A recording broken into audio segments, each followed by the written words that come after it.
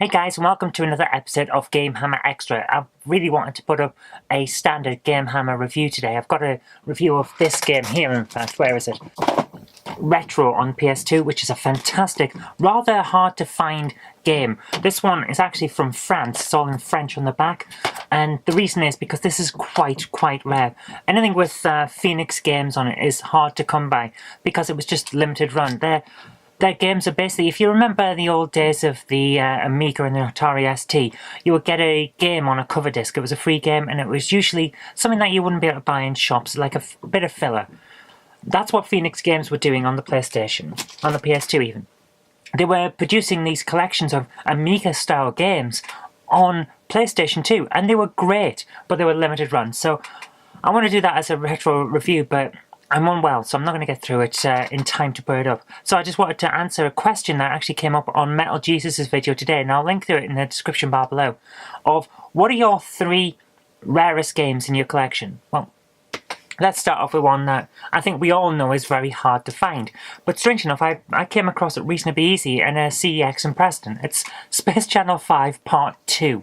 This was never released in the UK, which I find amazing because it plays entirely in English. It's clearly been ported from the NTSC American version because it's entirely in English. It's a good fun game, really hard, and a lot of people say it's better than the original, which makes it even more annoying that you can't get it in England. Why did it never come out in the UK? I would have loved playing this game back at the time. I loved Part 1, why not Part 2? These things are just sent to try us. Don't go and pay over the odds on eBay for it. Wait for it to turn up in CX, because there is another copy last time I checked. Right, let's move on. What are the other things in the collection? Well, I want to move away from the PlayStation 2, because the problem is, with PS2 being so new, you still don't know what's rare and what's just desirable.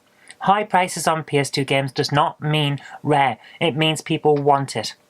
Rule of Rose, yes, it has a high price because it's wanted and it's rare, so it's a double whammy. But Wild Arms and things like that, or Metal Slug Anthology and things like that, no, they're not rare. They'll turn up. It's just that people want them a lot, so they pay over the odds. So let's talk about actual rare games. Well, here's an odd one. Ultimate Soccer on the Game Gear.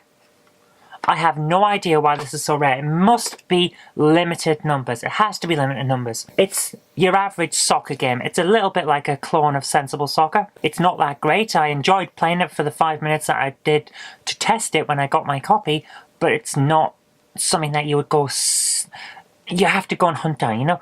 It's not something that a game collector is going to go, I must have that in my collection right now, it's that good. It's not. It's just a standard football game. The only reason it's rare is because of low print run, so it's actual rarity. Now, here's another one that I was confused by when it turned out to be rare, because when I played it, I thought, actually, that's not bad. Why wasn't it produced in more substantial numbers? And that's F-15 Strike Eagle on the Game Boy.